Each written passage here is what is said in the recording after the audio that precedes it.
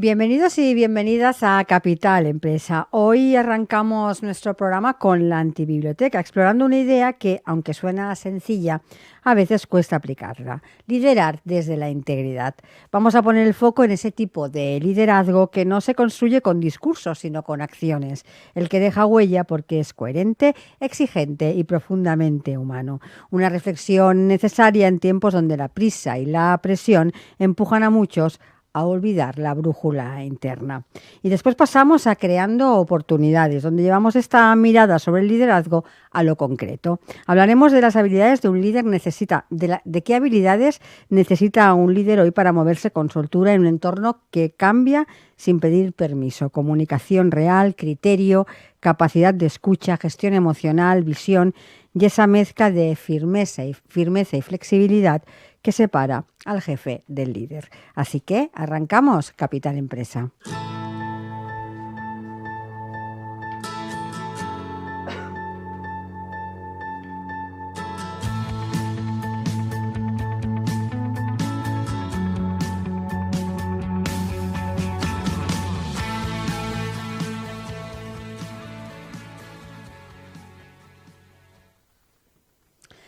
Y empezamos ya el programa y lo hacemos con la antibiblioteca, con nuestro colaborador Diego Torres. Diego, buenos días. Buenos días, Monse. ¿Qué tal? Muy bien. Hoy vamos a hablar de liderazgo. ¿Qué libro nos traes? Efectivamente. Hoy he traído un libro de liderazgo, es un libro de empresa, pero es bastante atípico. Se trata del liderazgo ético del profesor Alfred Sonnenberg. Y es un libro que me ha interesado mucho porque es diferente de los libros sobre el liderazgo habituales. Es diferente porque también el autor es muy distinto. Estamos hablando de una persona que es doctor en medicina, doctor en teología y después se ha especializado en liderazgo ético, es profesor de la Humboldt University en Berlín, pero ahora está viviendo en España, es profesor de UNIR y de la Complutense de Madrid. Y tiene algunos libros anteriores conocidos, interesantes, pero yo no los había leído y este es el primero que leo de él. La verdad es que digamos que la tesis del libro es muy sencilla, ¿no? Lo que viene a decir es que el líder influye sobre los demás principalmente a través del ejemplo. Claro, él habla de liderazgo ético, pero no deberíamos entender la ética como un código de conducta, como algo muy elevado. Para él es una cosa muy sencilla, que es reconocer a los demás como personas que no son instrumentos, que son personas en sí mismas y que pues, el trabajo de cualquier jefe es ayudarlos a desarrollarse profesionalmente y no utilizarlos como simplemente palancas para conseguir un objetivo externo. Claro, lo que es distinto es el lenguaje que utiliza. Aunque es una persona de empresa que lleva muchos años dedicada al mundo de la empresa, nos habla de cosas que son como sorprendentes, que parecen como hasta antiguas, ¿no? Por ejemplo, habla de cómo el carácter puede ser una ventaja competitiva. Y lo que hace es revisar las 4 virtudes clásicas. Habla de la templanza, moderar impulsos y ambiciones, habla de la fortaleza, como sostener las decisiones difíciles, habla de justicia, de dar a cada uno lo que le corresponde, habla de prudencia, de en situaciones complejas tomar la decisión adecuada. Realmente no habla de nada distinto de lo que solemos hablar en el mundo de la empresa, pero su terminología, en lugar de parecer el último gurú del management reciente, pues se retrotrae a los clásicos. Al final, la gran conclusión, el hilo conductor del libro es no importa la técnica que emplee el jefe, el líder, no importa tanto sus palabras, lo que importa es cómo se comporta. Y alguien que se le ve comportándose dándole valor, importancia a las personas que tiene a su cargo, es alguien que genera confianza.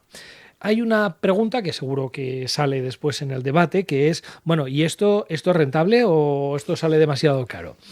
La tesis del autor, después podemos discutirlo, pero la tesis del autor es sí, porque en el corto plazo quizás sea mejor tomar una decisión que beneficie a la cuenta de resultados, pero en largo plazo, si no tienes un equipo comprometido, dispuesto a trabajar por la empresa, dispuesto a sacrificar un poco a veces un interés propio por el bien común, por decirlo de alguna manera, difícilmente esa empresa va a tener éxito en el largo plazo.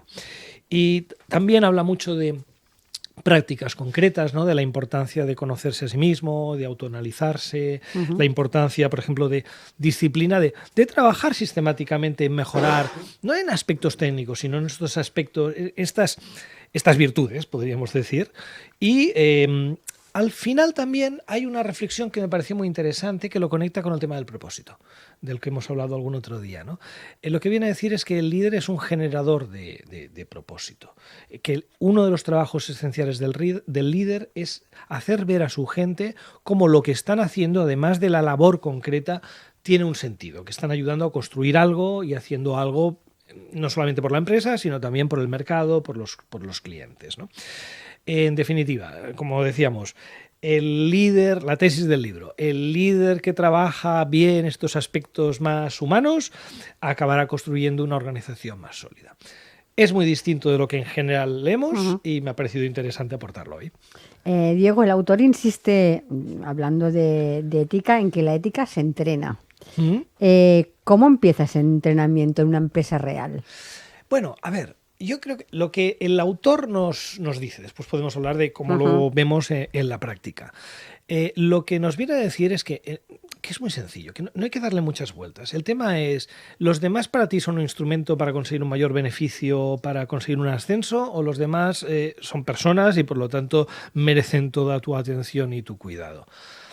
Yo sinceramente, además de lo que pueda uno pensar de forma más intelectual, hacía una reflexión de mi vida profesional y de los jefes que he tenido y cuáles son los jefes que considero buenos y qué tenían en común. Y yo creo que lo que tenían en común es exactamente esto. Eran personas que te apetecía trabajar con ellos, que querías trabajar con ellos por cómo eran. Claro que además pues te podían premiar si lo hacías bien, a lo mejor uno era mucho más exigente, el otro menos, pero podías mirarlos a la cara y ver que no eras un número más, sino que eras alguien importante. También recuerdo un jefe que tuve, no diremos nunca nombres, pero que un día entra con unos visitantes a una sala, nos muestra que estábamos ahí trabajando el equipo cuando era muy joven. Dice, claro, estos son los recursos con los que cuento, ¿qué voy a hacer yo?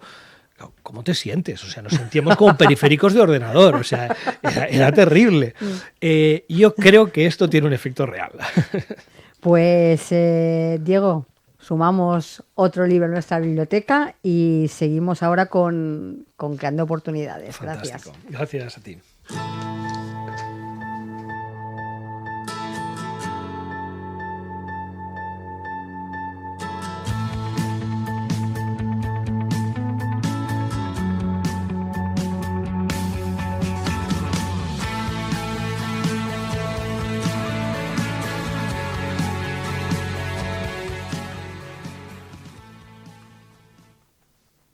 Y seguimos ahora en el espacio Creando Oportunidades con nuestro colaborador Uriol Brutà. Uriol, bienvenido.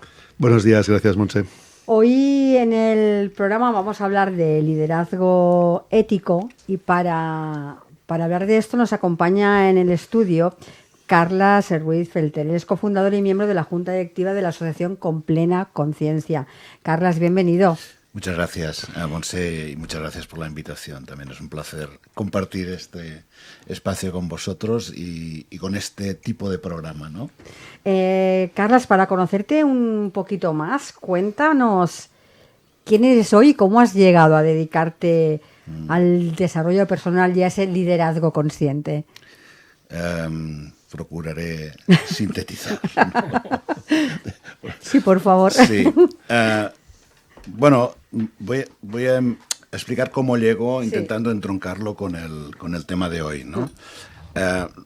Realmente mi background profesional, donde he crecido y donde me he sentido más desarrollarme como profesional y como persona, ha sido en el ámbito del medio ambiente industrial y en concreto en la gestión de residuos peligrosos, ¿no?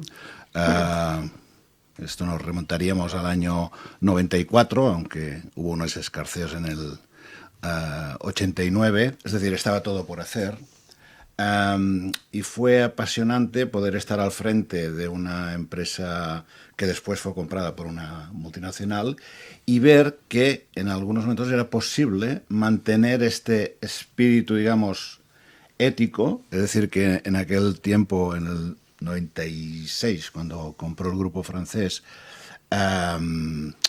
los valores, que después hablaremos, a mí me gusta más hablar de virtudes, no eran algo que solo estaba escrito, sino que eran realidad en el día a día de la empresa. Pues después fui cambiando de empresa y llegó un momento donde me pareció que que era un poco complicado seguir el desarrollo dentro de una organización, y me pareció que sería bueno ofrecer mi experiencia con personas y con proyectos, primero a través del coaching, que es como empiezo en el 2006, 2007, y después llegué a lo que sería el mindfulness, la meditación, aplicado a ambientes organizativos, pero también personales o sociales, ¿no? Claro, para mí hablar en el caso de mindfulness, por ejemplo, aunque a veces no se hace referencia a la vertiente ética, como dijo un gran maestro y profesor, claro, si la práctica de mindfulness no te conduce a una práctica ética, a un comportamiento ético, entonces no estás practicando mindfulness. No sé lo que será, decía él, pero no será mindfulness, ¿no? Y ahí estamos, o sea, prácticamente desde el 2006, pues colaborando con personas, con organizaciones de distintos ámbitos, primero del medio ambiente, después de otros ámbitos, administraciones públicas, también empresas privadas. De nuevo ahora colaborando con una empresa del sector residuos y mirando de hacer realidad esto que muchas veces solo está en el papel. Pero no es fácil. Supongo que dará pie a comentarlo después. Antes de entrar en el debate, si te pidiera una definición de líder, ¿qué dirías sin pensarlo demasiado? Bueno, en mi caso, hoy, para mí un líder tiene que ser alguien que, aparte de tener un conocimiento de management, digamos, no necesariamente de su sector, ha de estar presente, por tanto, ha de estar muy consciente en su trabajo, cómo piensa, cómo habla y cómo se comporta. Ha de expresar amabilidad, sobre todo en su palabra y en su comportamiento, y además tiene que cultivar el conocimiento en su acepción minúscula y mayúscula, es decir, buscar de alguna manera la excelencia, conseguir el propósito tanto de la empresa como de las personas que la configuran, y yo iría incluso más lejos, es decir, lo abriría a esta palabra, ¿no?, a los stakeholders, que también figura mucho, pero en la realidad no, seamos sinceros, no se tienen demasiado en cuenta. Uh-huh. Esto es que es una pregunta un poco para todos. ¿Qué hábito consideráis hoy absolutamente irrenunciable para ser un líder que quiere tener impacto real? Uriol. Yo tengo una palabra para el líder, para cualquier líder, que creo que es imprescindible. Suma a los comentarios de Diego y aquí del compañero, pero que de alguna forma yo creo que hay algo que se nos escapa en el momento actual, en un contexto donde todo va a una velocidad muy alta, todo va muy rápido.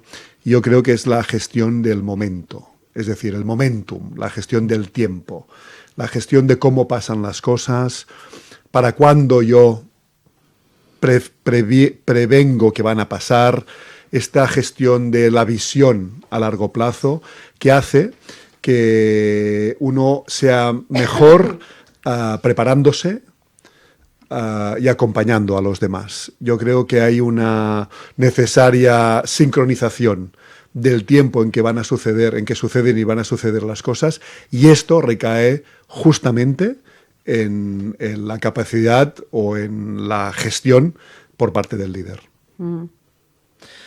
A ver, reducirlo a una sola cosa me cuesta, pero a mí me ha encantado, como os decía, ¿no?, cuando resumía el libro, el volver a las virtudes clásicas. Me ha resultado sorprendente, pero tremendamente ilustrativo.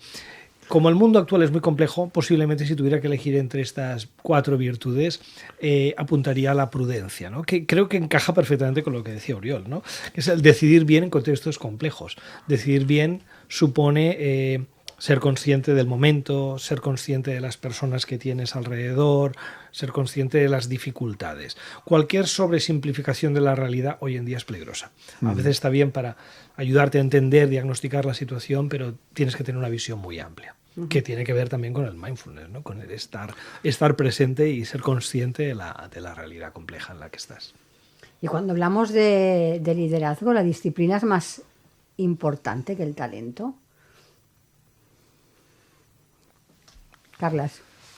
Yo creo que hay una parte, si tuviera que ponderaría más la parte de entrenamiento y cultivar un carácter. Antes hablaba Diego, una personalidad que quiera liderar, ¿no? O sea, cuando ahora hablabais de reducirlo a una palabra es difícil, pero al hilo de lo que decía Oriol, ¿no? Estamos en un mundo que todo tiene que ir muy rápido, hay mucha presión en la toma de decisiones, pero claro, al final la gestión del tiempo, si se gestiona sola por la prisa, los resultados van a ser, o en general, no acostumbran a ser demasiado eficientes.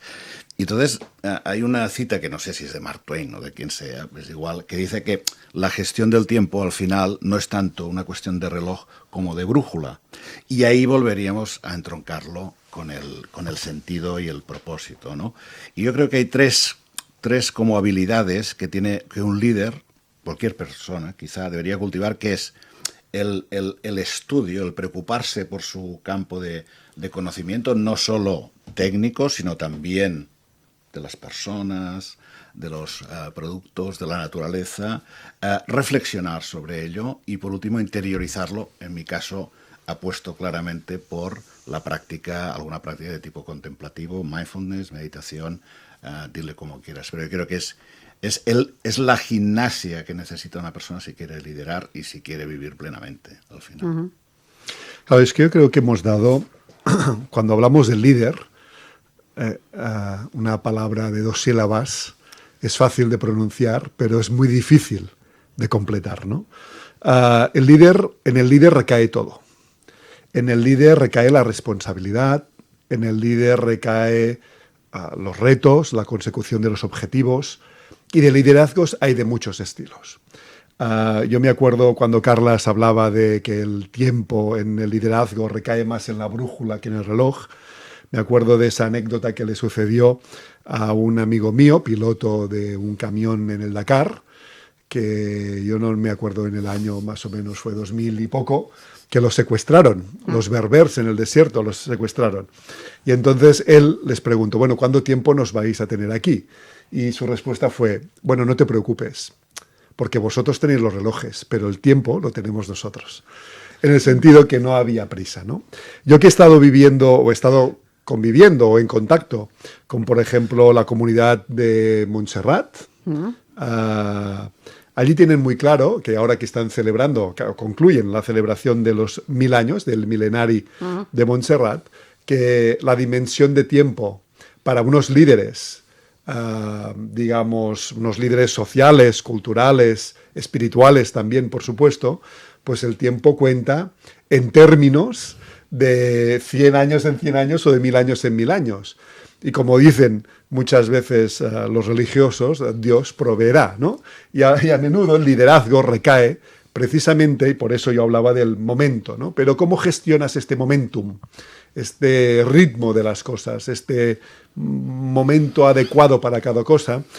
Yo creo que es uno de los retos principales. Más o menos estamos todos diciendo lo mismo.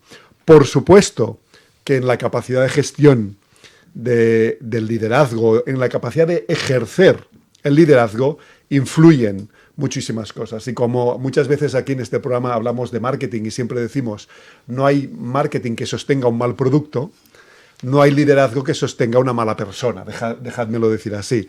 Una persona sin tiempo para pensar, para razonar, para formarse, para centrarse, para procesar de una forma de vida el entorno, pues difícilmente pueda liderar nada ni a nadie.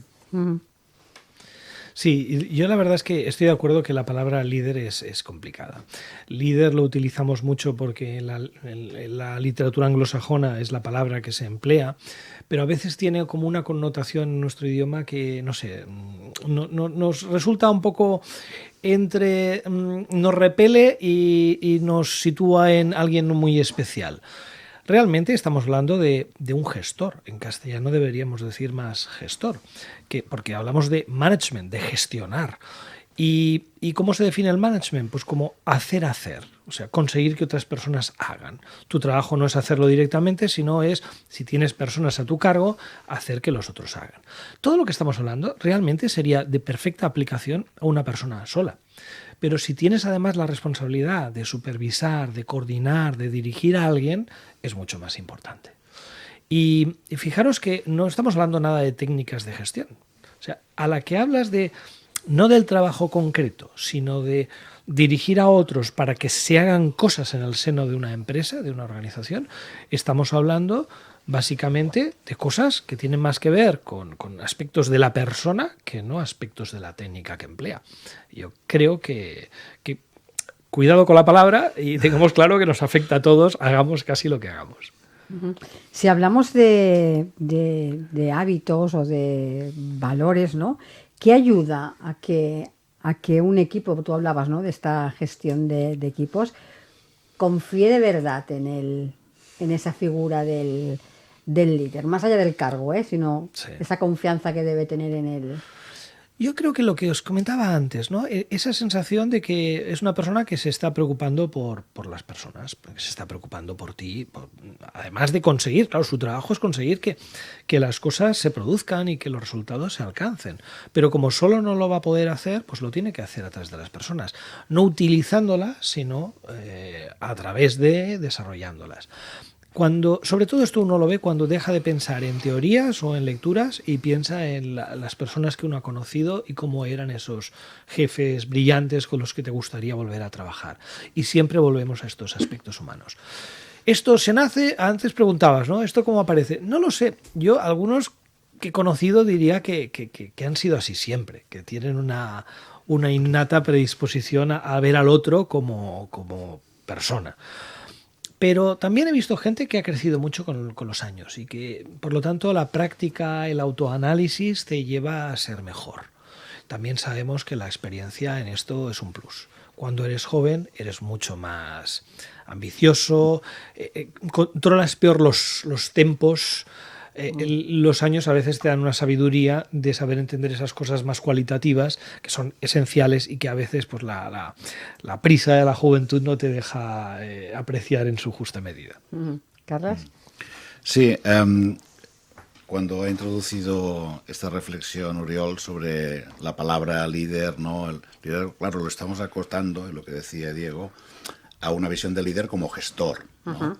Pero claro, me ha venido aspectos deportivos, ¿no? Cuando entrenaba equipos de básquet de promoción, de chavales. Claro, en estos casos y en grupos, a veces una cosa es el líder gestor, que por mucho que él diga que es el líder, quien va a decidir si es líder o no va a ser el grupo, va a ser la organización. O sea, tú puedes ser realmente el director general porque te nombran director general, pero de ahí a ser líder, esto no te lo reconoce el consejo, digamos, o los accionistas, sino que quienes lo van a decir son ellos. Entonces es importante también buscar líderes, que no son necesariamente los que jerárquicamente ocupan un papel, ¿no? Yo recuerdo en un equipo de básquet que era muy claro, una persona era pues el capitán, había una serie de funciones, pero el líder no era necesariamente el que sabía más, sino era, y lo hacía el líder, el resto, porque era el que lo que decía y lo que hacía, los otros seguían, ¿no? Y esto es importante, y hay que escuchar. Esta es otra cuestión que me habéis, que me ha resonado cuando hablabais, ¿no? Claro, tú dices, cuidar a la gente, pero a veces nosotros tenemos una idea de lo que la gente necesita, de lo que significa que se sientan cuidados. Y entonces ahí surgen unas disonancias muy fuertes y una frustración por parte de los gestores, ¿no? Porque dicen, tanto que me estoy preocupando por cuidar a las personas, ¿no?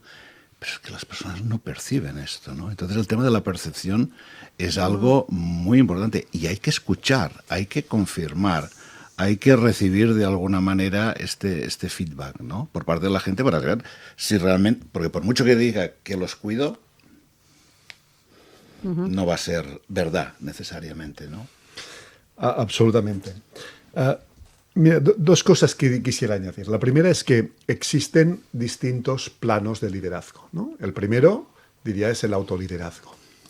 El segundo es el liderazgo digamos, impuesto o propuesto, que ahí no se nace, ahí requiere mucha formación y mucha preparación. Y el tercero es este liderazgo natural, digamos, que surge del grupo, o que surge del lugar menos esperado. De alguna forma, el otro día que hablabas, Montse, me preguntabas sobre esos premios que yo organizo. La startup que ganó esta edición 2025 fue una spin-off de la Universidad Rovira i Virgili. Quiere decir que en un grupo de trabajo de investigación alguien identificó dentro de la organización un proyecto que podía ser en sí mismo, un producto que podía ser en sí mismo un proyecto, y surgió el líder para hacer una spin-off y montar con ello un proyecto empresarial. Fíjate que a menudo me piden organizaciones escolares que prepare o que explique a los profesores cómo pueden mejorar el rendimiento de los alumnos desde la perspectiva de la creación de oportunidades, que es mi tema, y también del liderazgo. Y cuando yo les pregunto a los profesores qué enseñan de liderazgo, o qué enseñan, ya no digo de liderazgo, de gestión de equipos, me dicen que nada. Pero ellos no lo saben, que enseñan mucho. Igual que Carlas enseñaba o entrenaba jugadores de baloncesto y también en liderazgo, los profesores, aunque no lo sepan, también entrenan en liderazgo. Y yo les pongo un ejemplo muy simple. Y es, ¿encargáis trabajos en grupo? Y todos me dicen, sí, claro. La mayoría, tanto en bachillerato como en grado, como en formación profesional, ¿no? Y yo les digo, ¿y qué dinámicas surgen dentro de ese grupo de trabajo? ¿Las analizáis?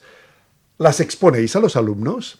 ¿Las hacéis conscientes en los alumnos? Porque de un grupo de trabajo para un ejercicio de investigación histórica sobre la creación del automóvil, pues ahí, donde agrupamos a 4 personas, surgirá el que irá a buscar los apuntes y tendrá los deberes hechos, las tareas hechas, cuando se reúna el grupo. El que no hará nada, pero que el tío será el pandereta del grupo y hará que ese grupo sea animado. El que investigará y se preparará. Y el que liderará y juntará a las personas para el buen fin del proyecto y poderlo presentar al profesor y superar el examen o la prueba, ¿no?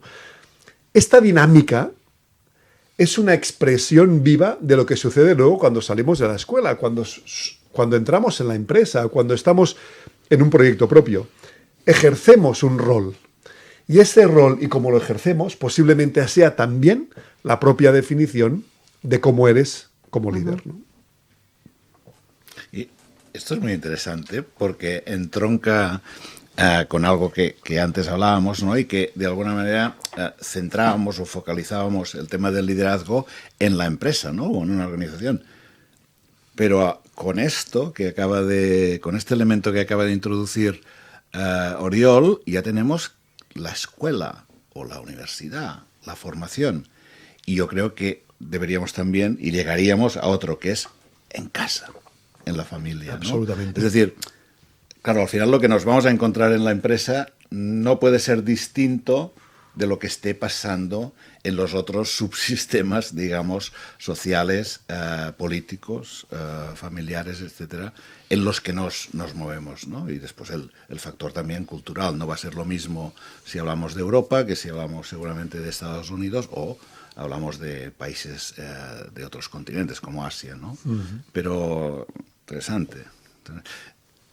Añadiría escuchar, por tanto, observar, ¿no? Sí, Otra cualidad. sin duda la escucha, la conexión, la empatía, el considerar al otro es un factor que yo creo que hace clave a cualquier líder, ¿no? El no imponer desde una idea preconcebida, sino el considerar incluso la gestión de este ego, ¿no? Un líder es alguien que sabe gestionar el ego en relación también a los demás.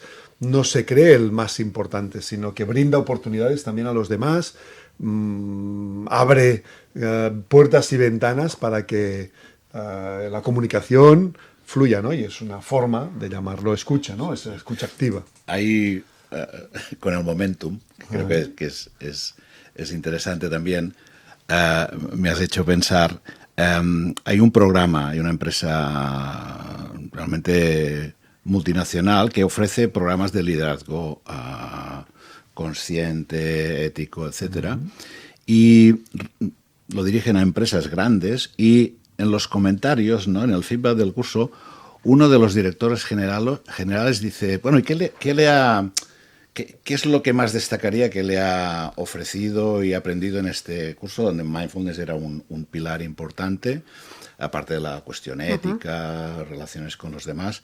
Dice, me ha hecho ganar un segundo. Y se refería al hecho de, antes de ganar un segundo, antes de tomar la decisión, o de hacer, o de decir, para ser consciente del momento, de lo que había, de lo que le iba a decir, de cómo se sentía, ¿no? Y era interesante. Primero me sorprendió mucho, ¿no?, este comentario. Después vi la explicación y enlazaría perfectamente con la importancia de estar en el momento, porque si no, estamos muy desconectados. Es así, es así. Antes hablaba también Diego, no sé, me parece que vosotros también lo habéis comentado, de eso de si el líder nace, tú lo decías, hay un líder que es innato, otro que se transforma. En estos últimos años que hemos vivido transformaciones empresariales importantes, cambios de mentalidad en la forma de gestionar las empresas, cambios de modelos de negocio, ¿cómo está siendo esa transformación de los líderes que ya venían, que ya estaban en esas empresas y han tenido que cambiar esa mentalidad para transformarse junto con la empresa en ese líder nuevo, no es un nuevo líder que buscamos? Diego. Bueno, Sí, Diego, que vives más. No, a ver, es difícil contestar. Déjame que te conteste de forma indirecta. Hay un autor que ha sido muy relevante en las últimas décadas en el mundo del management, que es Henry Mintzberg. Creo que es de las personas que realmente más vale leer. Yo cuando empecé la carrera, recuerdo que el profesor de organización que tuve, mi primera lectura que me hizo hacer del tema era un artículo que había escrito, que fue su tesis doctoral de Henry Mintzberg, que era sobre la realidad del trabajo directivo. En vez de hablar de lo que dicen los libros, hizo una investigación y siguió a managers durante una semana y vio lo que hacían y cronometró el tiempo que dedicaban a cada actividad, ¿no?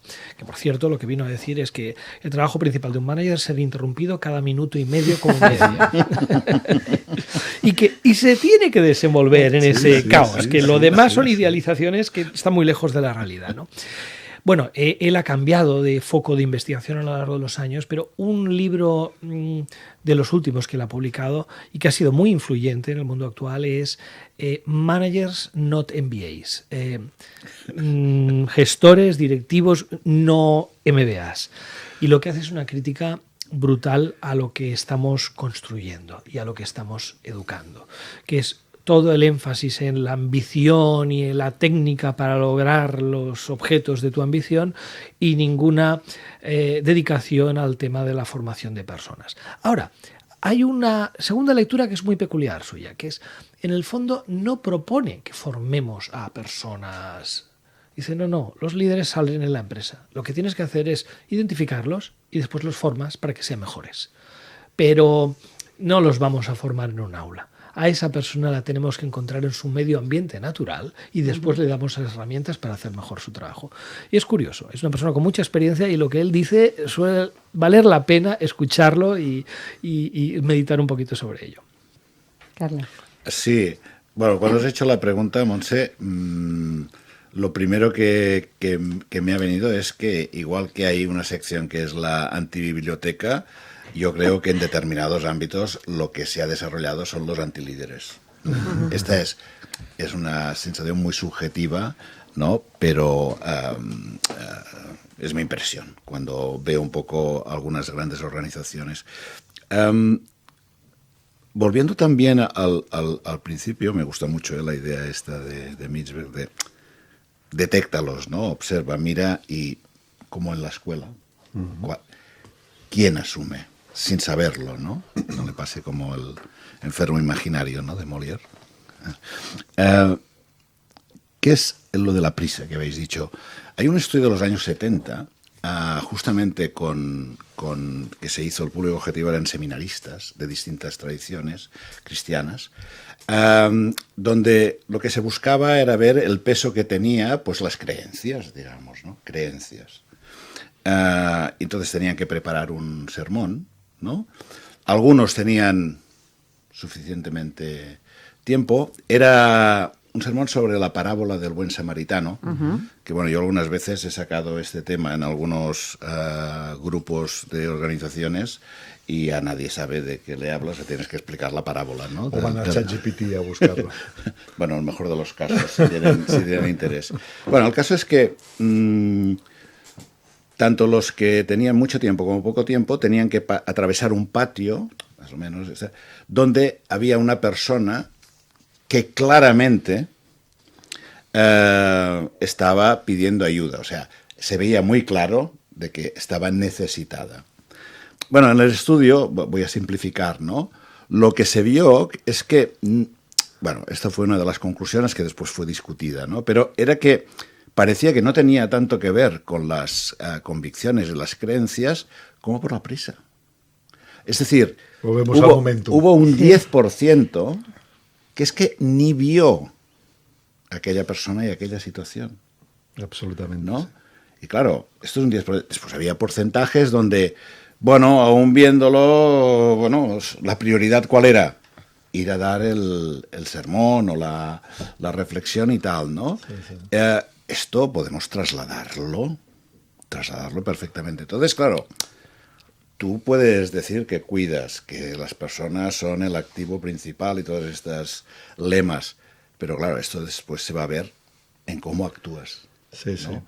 Y si no hay momentums, no hay ética. Es así. Por eso yo propongo que el momentum sea la clave para cualquier líder. Pero a mí me gusta y recojo no sé, esta máxima de Mintzberg que decía que el trabajo de un líder es ser interrumpido cada minuto y medio. Yo a los líderes que apoyo y que acompaño les digo siempre que solo pueden agendar el 20% de su día. El 80% tiene que estar al servicio de los demás.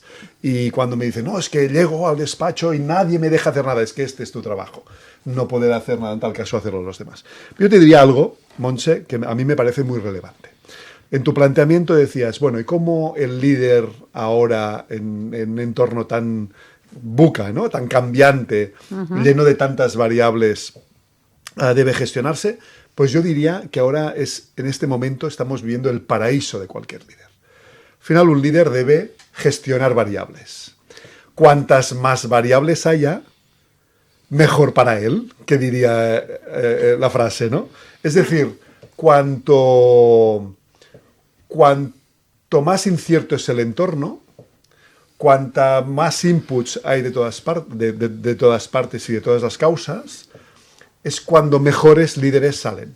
Y cuando menos y cuanto más marcha atrás hacen aquellos falsos líderes, ¿no? Yo creo que si algo podríamos decir que un líder necesita, aparte de gestionar el momentum, sería gestionar adecuadamente las múltiples variables que existen en cualquier momento, ¿no? Y cuantas más haya, pues mejor líderes tendremos. Con lo cual, es un momento propicio para parar y hacer lo que hacemos en este programa, parar, reflexionar y debatir sobre el buen momento que estamos viviendo ahora para los líderes. Sí, de hecho, esto me sugiere otro punto interesante del libro, que, bueno, habla también de las investigaciones de la neurociencia recientes, que muestran que muchos aspectos aparentemente cualitativos de la situación del entorno tienen correlatos neuronales muy claros. O sea, se puede ver en pruebas científicas cambios físicos en el cerebro, ¿no? Por determinadas circunstancias. Y uno de los temas es que un líder de este tipo que se preocupa por los demás acaba generando también cambios en la forma de pensar del equipo. ¿Y dónde tiene mucha relevancia eso? En las situaciones de dificultad.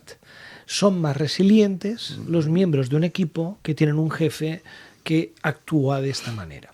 Y como estamos en un entorno donde esto es la norma, pues va a tener mucha ventaja el equipo que tenga al frente una persona de estas características. Totalmente. Sí, el tema de la resiliencia es importante, y otro tema es la gestión emocional, porque lo que la neurociencia también ha ido viendo, o parece que hay un cierto acuerdo, es que muchas de las decisiones no obedecen tanto, aunque nosotros nos creamos que sí, a una reflexión muy sesuda y un análisis de este entorno, sino al final es la emoción, o sea, cómo te sientes, el liberarte de una cierta ansiedad, el sostener la incomodidad, lo que te va a llevar. Entonces, en este sentido, el doctor Richard Davidson, que es norteamericano, se propuso estudiar, en lugar de la personalidad, que normalmente tienes carácter, temperamento, y da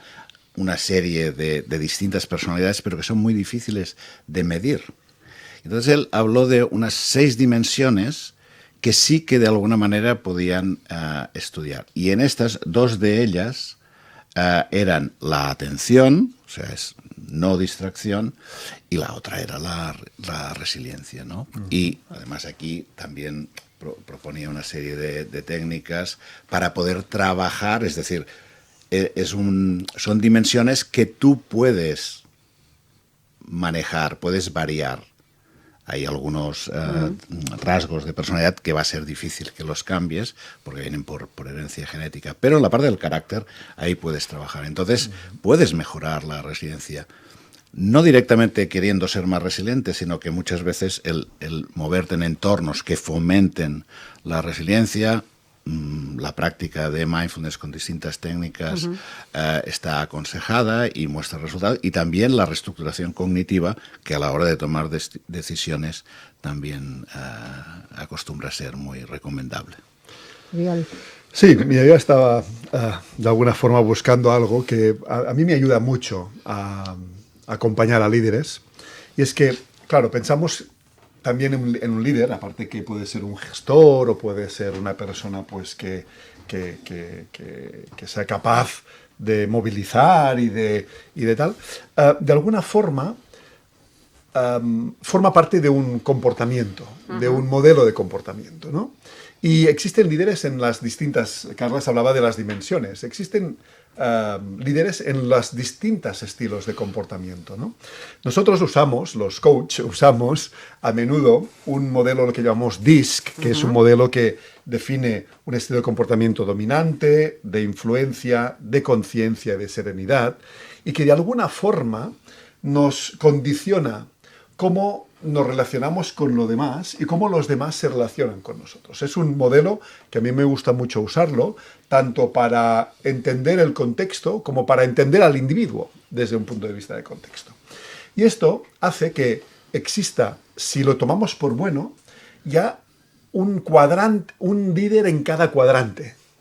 Tenemos ese líder dominante, ese líder influyente y que da poco permiso a los demás a participar.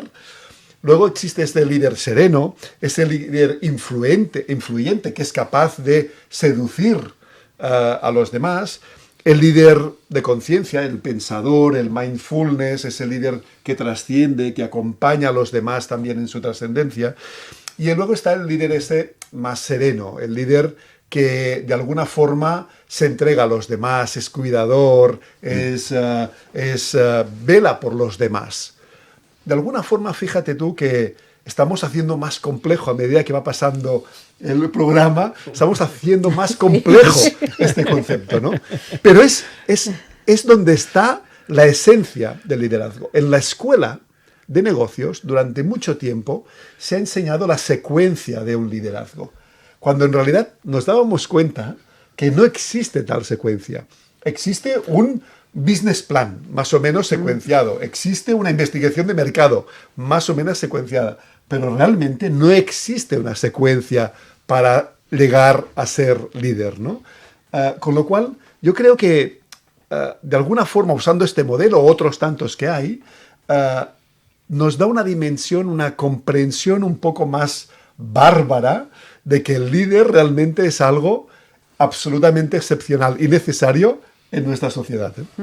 Y es una herramienta, estoy totalmente de acuerdo con lo que decía Oriol, que además puedes utilizarla con las personas, para que ellas también sean conscientes, Sí, yo señor. siempre volveré al tema de la conciencia, de cuál es su estilo, pero también cuál es el estilo de los otros, ¿no? Y esto ayuda, y esto también lo he podido ver por experiencia en organizaciones, bueno, a que la relación entre las personas sea mucho más colaborativa y por tanto contribuya o facilite la consecución de los objetivos. Esto sí que lo he visto y para mí Es una herramienta que herramienta muy usamos a potente. menudo. Sí. Hablábamos ahora del tema de la resiliencia y yo lo pondría en relación con un tema que a mí me apasiona, me gusta mucho, que es la historia de la exploración polar. Fue una época muy interesante de la historia porque la humanidad hizo gestas bastante especiales y está bien documentado. Como es razonablemente cercano, hay gente que ha escrito libros de sus experiencias, incluso en una determinada expedición, pues varios miembros escriben su libro, y con lo cual puedes ver las distintas perspectivas. Y es una mina para estos temas de comprender el liderazgo, sobre todo en situaciones difíciles. De hecho, hay una disciplina que es la gestión en situaciones extremas. Y fijaros que casi siempre, desde luego no se va a hablar de si utilizar un diagrama de Gantt para planificar el proyecto. De lo que se va a hablar siempre es las características que tenían los líderes que consiguieron llevar a buen término la expedición, o al menos salvaron a su gente. El caso de Shackleton es paradigmático. Y de hecho, cuando uno mira las características que los demás miembros del equipo veían en ese líder, estamos hablando de las cosas que hemos comentado hoy en el libro. Es exactamente. No lo llamaban con esos términos, pero están describiendo estas mismas características. Nos quedan 2 minutitos de programa, así que muy rápidamente os voy a hacer una Es pregunta. el peor momento del programa, Sí, cuando ¿no? quedan 2 minutos. Sí, exactamente. Si pudierais implantar un solo hábito en todos los líderes a partir de mañana, ¿cuál sería, cuál escogeríais y por qué? Rápidamente, ¿eh? Hablaban por aquí de la resiliencia, Carlas lo decía, yo creo que esta es una, pero para no robársela, por si acaso, yo diría visión, que adquiera visión a largo plazo, que adquiera de alguna forma poder elevar esa mirada hacia mucho más lejos de lo que está, de la puerta de su despacho, por decirlo de una forma, de lo que estamos acostumbrados. Bueno, Claro. para mí, si de escoger una es entrenar la atención consciente, ¿no? Que tiene esta doble cualidad de atención como no distracción y de conciencia es darse cuenta para poderlo aplicarlo en cualquier ámbito de tu vida, ¿no? De su vida, tanto en la empresa como en la familia, en sociedad, etcétera. Yo me retrotraigo a Sócrates y conócete a ti mismo. Este aspecto que el libro insiste tanto de autoconocimiento, porque eso te permite, lo puedes practicar con bastante facilidad. Pues, Carlas, muchísimas gracias por haber pasado por el Ha sido un placer, programa. ha sido un placer. Y Gracias a vosotros. Uriol, Diego, a vosotros os veo la próxima semana. Hasta la próxima Hasta la semana. próxima semana. Y nosotros volvemos mañana, así que les espero aquí en Capital Empresa. Hasta mañana y feliz día.